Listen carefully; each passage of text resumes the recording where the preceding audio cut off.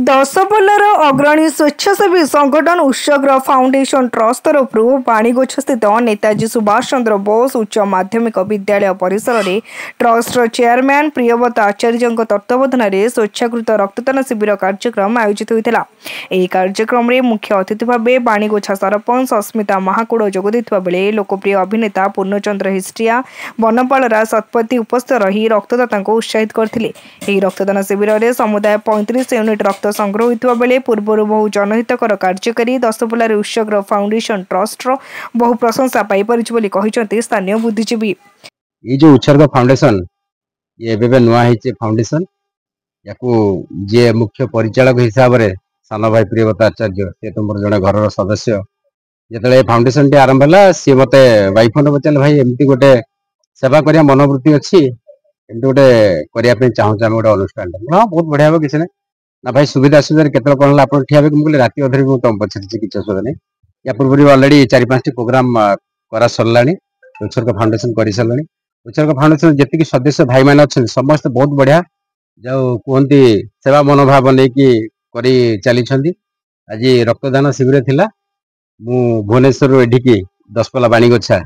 college को आसिक मुझे गोटे ब्लड डोनेट कली मु कह मतलब जब बुंदाए रक्त आउ कहार जीवन टे बचे पार्टी से बुंदाए रक्त दवानी कहीं तेणुक सब जो कथार अच्छे मानव सेवा ही माधव सेवा मनीष आज मतलब काली 2 दिन हो जाए तेणुक बरियापुर सेमती किसी कम टी कर परवर्ती पछर भी लोक कहे ना गोटे भल लोकटे भल कम कर आज उत्सर्ग फाउंडेशन ट्रस्ट तरफ दशपल्ला ब्लॉक बाणीगछा थाना जो रही नेताजी सुभाष चंद्र बोस उच्च माध्यमिक विद्यालय सेठी उत्सर्ग फाउंडेशन तरफ एक रक्तदान शिविर कार्यक्रम आयोजन करा ये रक्तदान शिविर कार्यक्रम रे पाखापाखि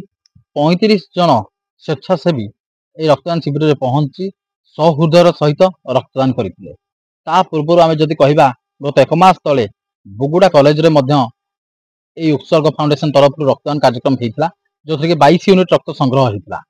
पूर्व जदि कह सेवा महोत्सव कहतु वृक्षरोपण कहतु आम जी पारिचु आम ट्रस्ट तरफ जो असहाय लोकंर सहयोग आवश्यकता रही कहार देह असुस्थ रही जे कि मेडिकल जाई पाउनी कहार पाठ पढ़ाई असुविधा रही आम ट्रस्ट तरफ